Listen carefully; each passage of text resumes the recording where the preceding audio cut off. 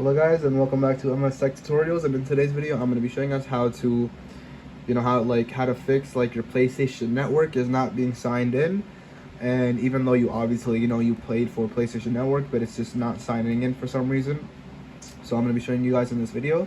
And the first thing you guys want to do is go to settings, go to network, and make sure it says PlayStation Network signed in from here.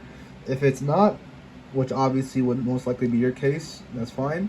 So first thing you guys can do is go ahead and click test internet connection, make sure everything else is working fine. And once that is, the only thing in my opinion that is or the main thing that has helped me is I just restarted my router. So just go to your router, go to your Wi-Fi router, unplug a few of the cables, whatever, and plug them back in after waiting like 2 minutes.